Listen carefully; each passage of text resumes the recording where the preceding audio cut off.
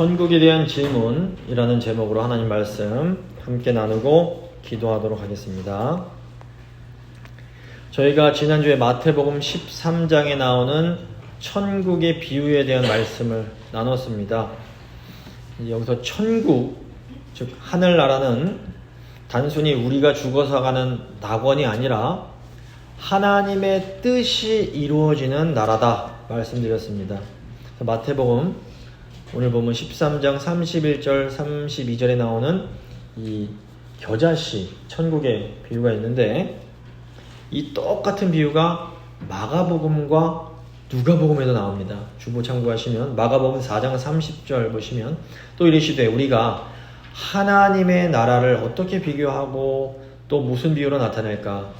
겨자씨 한 알 같으니 땅에 심길 때에는 땅의 모든 씨보다 작은 것이로되 심긴 후에는 자라서 모든 풀보다 커지며 큰 가지를 내니 공중의 새들이 그 그늘에 깃들일 만큼 되느니라. 또 누가복음 13장 18절 보셔도 똑같은 비유가 나옵니다. 그러므로 예수께서 이르시되 하나님의 나라가 무엇과 같을까? 내가 무엇으로 비교할까? 마치 사람이 자기 채소밭에 갖다 심은 겨자씨 한 알 같으니 자라 나무가 되어 공중의 새들이 그 가지에 깃들었느니라. 보시면 이 마가복음과 누가복음에서는 이 천국을 하나님의 나라라고 표현합니다. 그런데 왜 마태는 이 하나님의 나라를 하늘나라, 즉 천국으로 이렇게 바꿔서 기록을 한 것일까요? 유대인들은 하나님의 이름 부르는 것을 너무너무 조심스럽게 생각했습니다. 한국인들이 부모님의 이름을 함부로 부르지 못하는 것과 비슷합니다. 한국인들은 이걸 이해할 수 있습니다. 미국인들은 좀 이해하기가 어렵지만 한국인들은 이거 이해하기가 쉽습니다. 누가복음 15장을 보시면 집 나간 탕자 얘기가 나옵니다. 탕자가 자기의 잘못을 깨닫고 무슨 말을 하냐면 누가복음 15장 18절을 보시면 내가 일어나 아버지께 가서 이르기를 아버지 내가 하늘과 아버지께 죄를 지었습니다. 이런 말을 합니다. 근데 여기서 하늘이 바로 하나님을 의미합니다. 이제 유대인들은 하나님을 부를 때에 하나님 대신에 이 하나님께서 계신 하늘로 이렇게 돌려서 부르곤 했습니다. 근데 이 마태복음이 바로 유대교 신자들을 위해서 특별히 쓰여진 복음서입니다. 그래서 마태가 이 마태복음을 쓸 때 유대인들의 정서를 고려해서 하나님의 나라를 하늘나라, 즉 천국으로 표현했던 겁니다. 그렇기 때문에 이 복음서에 나오는 천국과 하나님 나라는 똑같은 의미란 걸 아셔야 됩니다. 저희가 신약성경 복음서와 바울서신을 이해하려면 이 하나님의 나라가 무엇인지를 잘 이해해야 됩니다.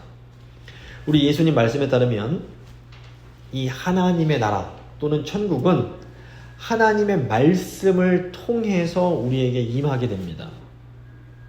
그러니까 하나님의 백성들이 하나님 말씀에 순종할 때에 천국, 즉 하나님 나라가 이 땅 가운데 이루어지는 겁니다. 그런데 이 과정이 쉽지 않습니다. 저희가 지난주에 살펴본 것처럼 이 천국의 비유를 보면 마귀는 우리 마음에 뿌려진 복음의 씨가 뿌리를 내리고 열매를 맺지 못하도록 항상 우리를 노리고 있습니다.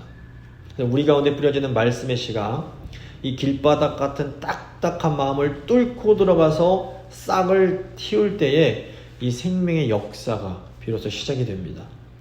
그런데 이제 말씀이 뿌리를 내리려고 하면 바위처럼 단단한 것들이 이것을 막고 세상 염려, 재리의 유혹 같은 것들이 이 말씀이 자라나서 열매를 맺지 못하게 만듭니다. 하지만 놀랍게도 천국은 이런 험난한 일들을 다 극복하면서 결국에는 세워져 가게 되는 겁니다.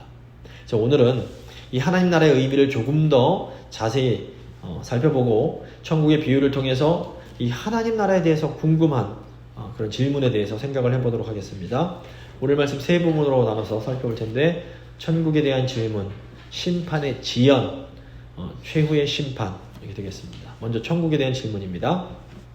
자, 예수님께서 말씀하시는 천국, 하나님의 나라는 과연 무엇일까요?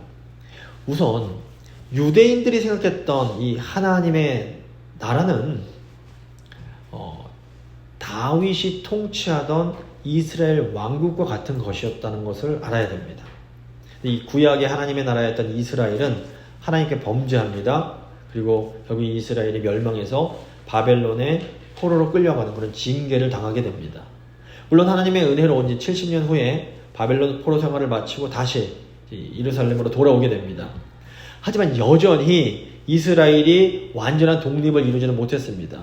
처음에는 이제 페르시아 제국의 지배를 받아야 됐고, 그 후에는 알렉산더 대왕 때부터 이 헬라 제국의 지배를 받게 됩니다. 그리고 예수님 당시에는 이제 강대국이던 로마 제국의 지배를 받고 있었습니다. 구약 성경은 하나님께서 메시아 또는 그리스도를 보내셔서 이 하나님의 나라를 다시 온전하게 회복시킬 것이다, 이런 예언을 하고 있습니다. 마태는 이 유대인들에게 이 예수님이 바로 이 구약 성경에 예언하던 바로 그 메시아이시다, 이걸 알려주고 싶었던 겁니다. 그래서 마태복음 보시면 다른 복음서보다 구약의 메시아에 대한 예언들이 아주 많이 나옵니다. 이사야 같은 선지자들은 메시아께서 오시면 아주 정의로운 하나님의 나라가 회복될 것을 예언을 합니다. 이사야 32장 1절 보시면 보라, 장차 한 왕이 공의로 통치할 것이요 방백들이 정의로 다스릴 것이며, 이런 예언을 합니다. 이런 구약의 이런 예언들을 믿었던 유대인들은 메시아만 오시면 다시 정의로운 하나님의 나라, 다윗 왕국 같은 나라가 세워지겠거니, 이런 기대를 합니다. 특별히 예수님 당시 유대인들은 이 로마의 압제로부터 메시아께서 이스라엘을 독립시켜 주시고 정의롭고 평화로운 하나님의 나라를 완전하게 세워주실 것을 기대를 했던 겁니다. 바로 이런 기대 속에서 우리 예수님께서 하나님의 나라가 가까이 왔다, 이렇게 외치시면서 공생애를 시작하시는 겁니다.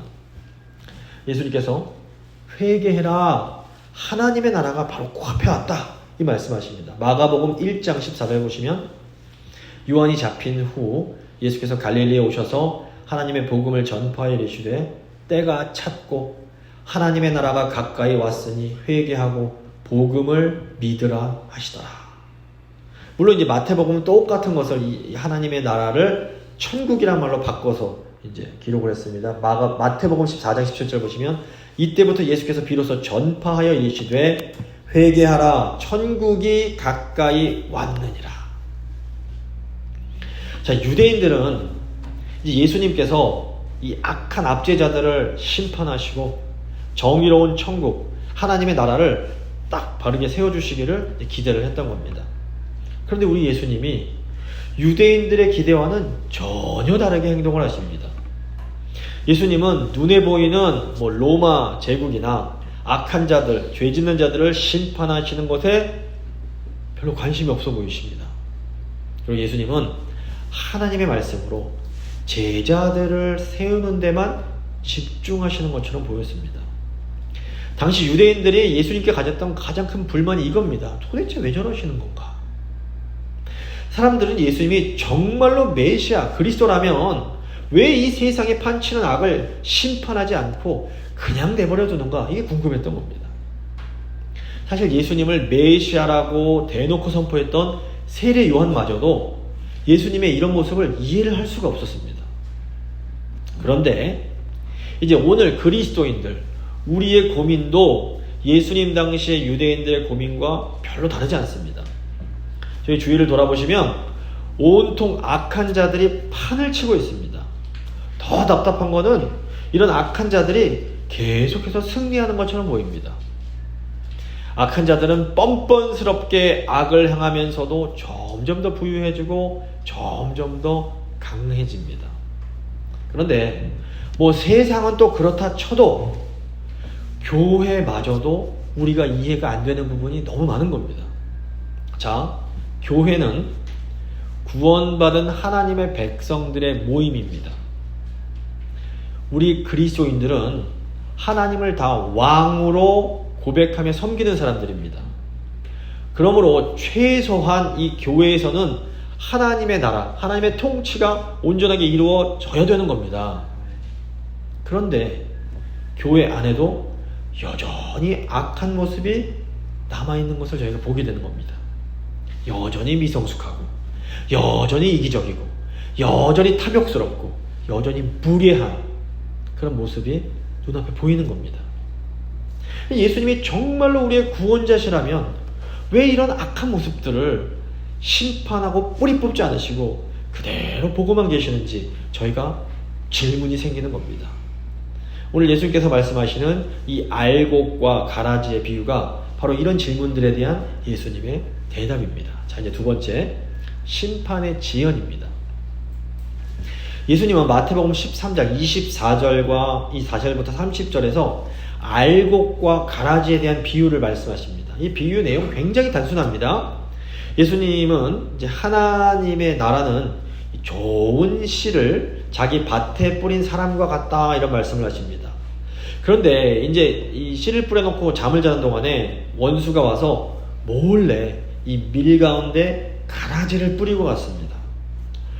이제 밀이 줄기가 나고 열매를 맺을 때쯤 되니까 가라지가 같이 보이는 겁니다. 종들이 와서 주인에게, 주인님이 가라지 다 뽑아버릴까요? 묻습니다. 근데 주인이 이때 추수 때까지 함께 자라도록 내버려둬라, 이렇게 말을 합니다. 추수 때가 되면 추수꾼들을 시켜서 가라지는 먼저 걷어서 불에 다 불태워버리고 곡식은 따로 모아서 곡간에 넣겠다, 이런 내용입니다. 그리고 36절부터 43절을 보시면 예수님께서 이 비유의 의미를 제자들에게만 알려주십니다. 자, 밭에 좋은 씨를 뿌린 주인은 인자라고 하십니다. 그러니까 예수님이신 겁니다. 밭은 이 세상이고 좋은 씨는 천국의 자녀들이고 가라지는 악한 자녀들입니다. 자, 예수님께서 이 땅에 오심으로 이 땅에 하나님의 나라, 하나님의 통치가 시작이 됐습니다. 그러니까 2000년 전에 이미 이 세상 속에서 하나님의 그런 다스리심이 시작된 겁니다. 그런데 이 세상에는 하나님의 자녀들만 있는 것이 아니라 악한 자의 자녀들도 함께 존재합니다. 이 세상이라는 밭에 알곡과 가라지가 함께 자라고 있는 겁니다. 우리는 눈에 보이는 악한 자들이 당장 심판받고 당장 제거되기를 바랍니다. 우리가 이렇게 가라지들이 빨리 좀 제거되기를 바라는 이유가 뭡니까? 우리는 알곡이라고 확신하기 때문입니다. 그런데 사실 아직은 누가 진짜 알곡이고 누가 가라지인지 알 수 없습니다. 지금 이 자리에 있는 우리 모두가 하나님 보시기에도 다 알곡인 것을 확신하십니까? 모두 알곡이라면 너무 좋겠지만 정직하게 말을 하면 우리는 우리가 알곡인지 가라지인지 알 수 없습니다. 자, 난 교회도 나오고 예수님을 주인이라고 고백하는데요, 예수님은 나더러 주여 주여 하는 자마다 다 천국에 들어갈 것이 아니요 다만 하늘에 계신 내 아버지의 뜻대로 행하는 자라야 들어가리라, 말씀하십니다.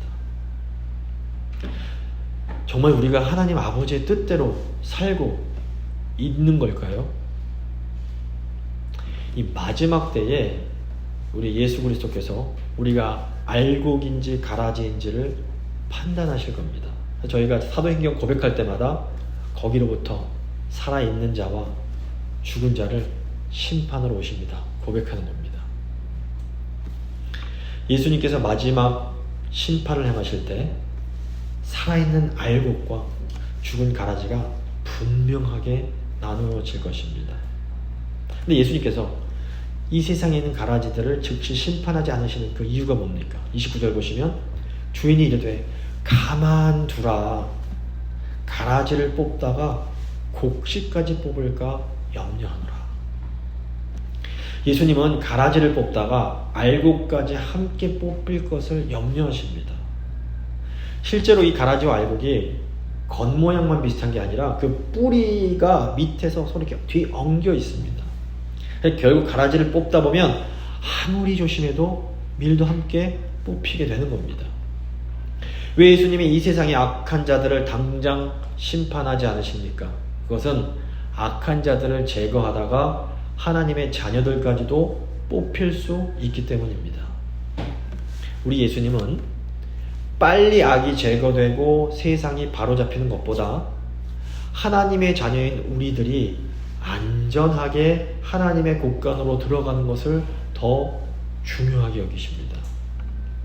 이것은 하나님 나라의 방식이 이 세상의 방식과 얼마나 다른지를 아주 분명하게 보여줍니다. 세상은 더 빨리, 더 많이 얻는 것을 중요하게 생각합니다.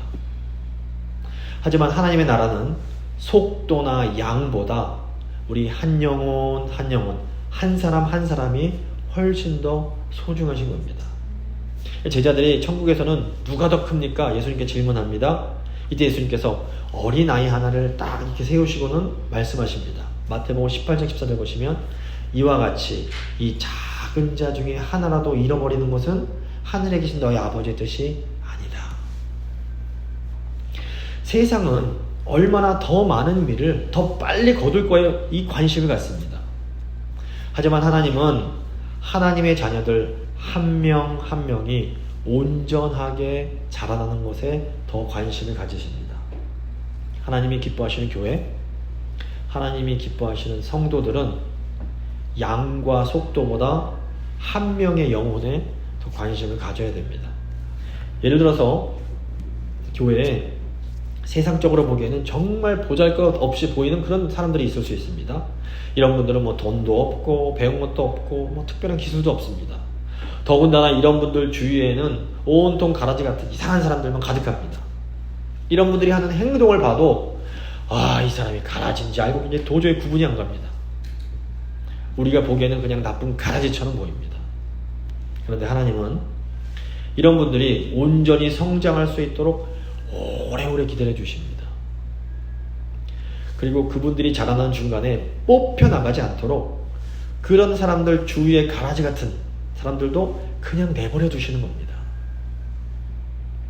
하지만 때가 돼서 이 하나님의 사람이 알곡으로 성장을 하고 나면 주위의 가라지들은 다 뽑혀서 태워지게 됩니다. 이렇게 하나의 알곡이 완전히 성장할 때까지 기다려 주시는 것, 그것이 바로 하나님의 방법이요, 천국의 방법이요, 하나님 나라의 방법인 겁니다. 우리는 마음이 급합니다. 그래서 즉시 모든 잘못된 것들이 해결되고 정의가 빨리 자리 잡기를 간절히 바랍니다. 하지만 하나님이 우리 주위에 가라지처럼 보이는 사람들을 그냥 가만히 내버려 두십니다. 이것은 바로 자녀인 우리들을 보호해 주시기 위함입니다.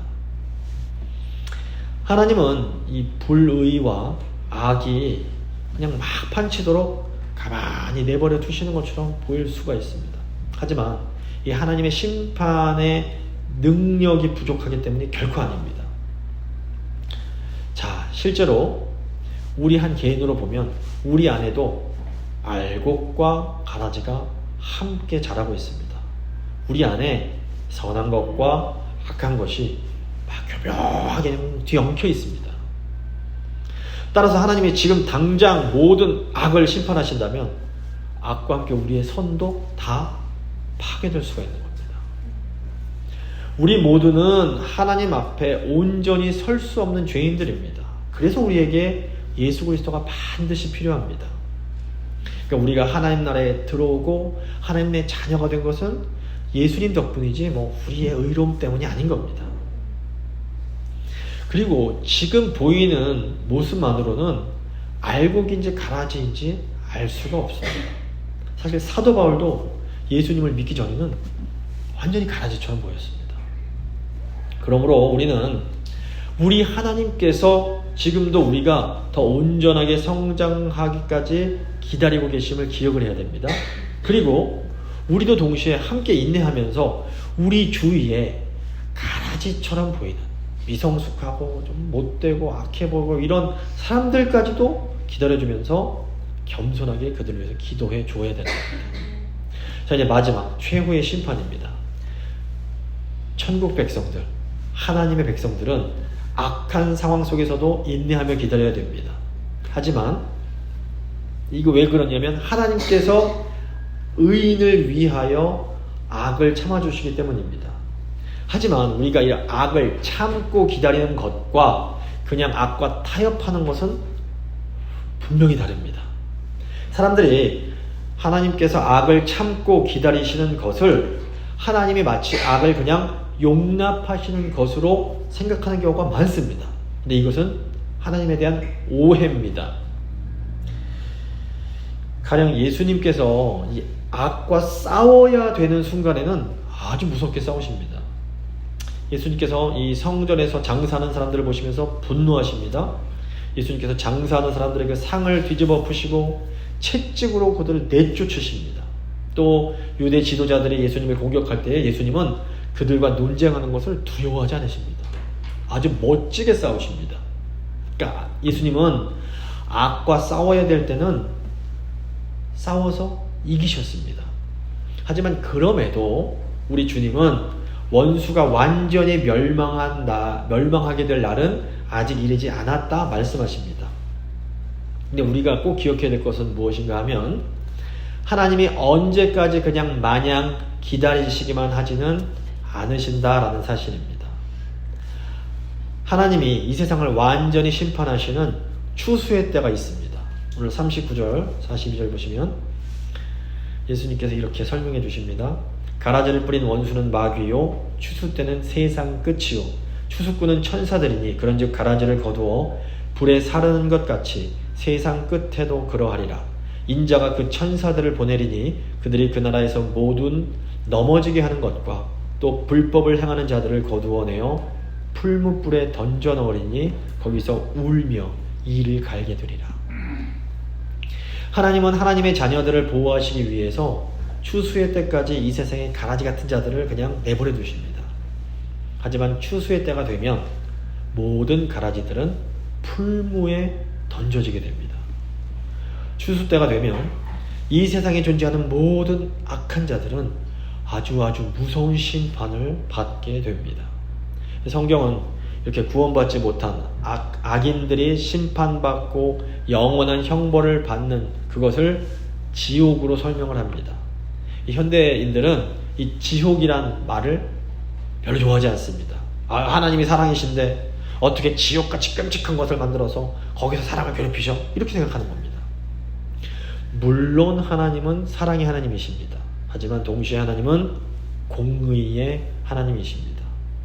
악을 행하고 끝까지 회개하지 않는 히틀러 같은 그런 악한 자들을 벌하지 않고 그냥 내버려 두는 것은 정의라고 말할 수 없습니다. 회개하지 않는 죄인은 벌을 받는 것이 정의로운 겁니다. 예수님께서 분명히 지옥에 대해서 가르치십니다. 그리고 예수님께서 모든 사람이 다 구원을 받지는 못할 것을 분명히 가르치십니다. 사랑의 하나님은 예수님을 통해서 우리의 끔찍한 지옥의 심판을 피할 수 있는 길을 열어주셨습니다. 하나님께서 죄인인 우리가 받아야 할 형벌을 십자가 위에 예수님 한 분에게 다 쏟아 부으십니다. 예수님께서 우리가 받을 형벌을 다 받으시고 부활하심으로 우리의 구원의 문을 활짝 열어주신 겁니다. 이제 믿음으로 예수님 안으로 들어가기만 하면 누구라도 이 무서운 지옥 심판을 면할 수 있습니다. 예수님을 믿으면 심판을 면하고 구원을 받게 된다. 이 놀라운 소식을 우리가 복음이라고 부릅니다. 하나님은 복음을 우리에게 알게 하시고 예수님을 믿음으로 천국으로 들어오라고 계속해서 우리를 초대하고 계십니다. 우리 모두는 다 죄인들입니다. 이 복음에 담긴 하나님의 이 용서의 은혜를 감사함으로 받아들이기만 하면 우리는 지옥 형벌로부터 벗어날 수 있습니다. 이것이 하나님의 뜻인 겁니다. 그런데 복음에 담긴 하나님의 이 사랑을 끝까지 거부하는 사람들이 있습니다. 이런 사람들은 하나님께서 자기의 삶에 개입하는 것을 끝까지 거부하면서 자기 마음대로 이 세상을 살아가겠다고 고집을 부립니다. 이렇게 끝까지 예수님을 거부하는 사람들을 성경이 가라지요, 악인이요, 어리석은 자들이라고 부릅니다. 그런데 우리 창조주 하나님께서는 너무나 놀랍게도 이렇게 어리석은 인간의 선택마저도 존중해 주십니다. 하나님께서는 강제로 이들을 멱살을 잡고 하나님께 굴복시키지 않으십니다. 하나님께서 회개할 수 있는 기회를 주시고 두 팔을 벌리고 우리를 기다려 주십니다. 하지만 이 하나님의 초청을 끝까지 거절하는 사람은 하나님께서 주시는 구원을 받을 수가 없습니다. 이렇게 끝까지 하나님의 은혜를 거절하는 사람은 결국 아주 무서운 심판을 받게 됩니다. 그러므로 사실 이런 분들이 지옥에 가는 것은 결국 자기들의 선택이라고 볼 수 있습니다. 하지만 이런 사람들은 지옥에 가서도 오늘 말씀 보면 회개하기는커녕 내가 잘못했구나 이런 말 하지 않습니다. 끝까지 하나님을 탓하면서 울면서 이를 갈아대는 겁니다. 그런데 이 무서운 추수의 때가 모든 사람에게 다 무서운 심판의 시간은 아닙니다. 이 추수의 때가 하나님의 자녀들에게는 모든 것들이 회복되는 기쁨의 시간이 됩니다. 이 땅에서의 천국 백성들의 삶은 그래서 이제 두 가지 차원이 항상 있다고 보시면 됩니다. 한 가지는 우리는 여전히 이 세상의 죄 때문에 고통을 경험해야만 합니다. 이 세상에는 여전히 불의와 악이 존재하기 때문입니다. 여전히 매일같이 악한 자들의 시기와 탐욕 때문에 아주 불의한 일들이 자행되고 있습니다. 뉴스 보면 그런 악한 일들이 계속 보입니다. 이런 악한 일들을 볼 때마다 우리는 끙끙 고통하며 신음할 수밖에 없는 겁니다. 근데 동시에 또 한 가지 차원이 있는데 이렇게 악함이 있는 가운데서도 우리는 예수님이 2000년 전에 가져오신 천국, 하나님의 나라를 이 땅에서 누립니다. 우리는 하나님의 말씀 안에서 주님께서 주시는 평강과 기쁨을 누릴 수 있습니다. 이 은혜가 있기에 우리가 최후의 심판을 기다리면서 인내하며 이 땅을 살아갈 수가 있는 겁니다.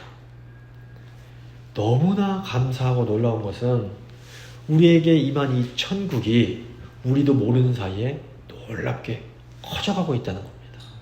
오늘 말씀 31절, 33절에 나오는 이 겨자씨와 누룩의 비유가 바로 이것을 의미합니다. 이 비유들은 저희가 다음 주일에 좀 더 자세히 설명을 드리도록 하겠습니다. 43절 보시면 그때의 의인들은 자기 아버지 나라에서 해와 같이 빛나리라. 귀 있는 자들은 들으라. 하나님의 최후 심판을 믿으면서 인내하며 기다린 하나님의 자녀들은 이 심판에 대해 어떻게 됩니까? 그때 우리는 이 땅에서 우리가 주님을 위해서 잃어버렸던 모든 것들을 전부 다 회복되는 큰 기쁨을 누리게 됩니다. 우리가 이 땅의 불의와 악을 보면서도 참고 기다릴 수 있는 것은 이 놀라운 회복의 날이 있음을 믿기 때문입니다. 이 회복을 처음 보여준 게 바로 예수님의 부활입니다. 모든 게 끝날 것 같지만 끝나지 않고 모든 것이 새로워지는 이 시간이 오는 겁니다. 예수님이 이 땅에 다시 오셔서 이 세상을 심판하시고 모든 만물을 새롭게 하실 때에 참된 천국 백성들은 하나님께서 주시는 놀라운 회복의 기쁨을 충만하게 경험할 수 있게 되는 겁니다. 말씀을 마무리 짓도록 하겠습니다. 하나님은 우리가 경험하는 악을 당장 심판하지 않으십니다. 이것은 악을 허용하시거나 악을 용납해 주시는 것이 아닙니다. 하나님이 악한 자들을 알면서도 기다려 주시는 것은 악한 자들을 위해서가 아니라 사실은 하나님의 자녀들을 보호해 주시기 위함입니다. 하지만 하나님의 때가 되면 결국 하나님은 모든 악을 심판하실 것입니다. 그때까지 우리는 하나님을 신뢰하며 인내함으로 기다려야 합니다. 인내함으로 끝까지 견딘 사람은 해같이 빛나는 영광을 누리며 모든 것들이 회복되는 큰 기쁨을 누리게 될 것입니다. 믿음으로 인내함으로 이 영광과 회복의 기쁨을 누리는 우리 모두가 될 수 있기를 간절히 소망합니다. 믿음의 기도 잠시 드리십니다.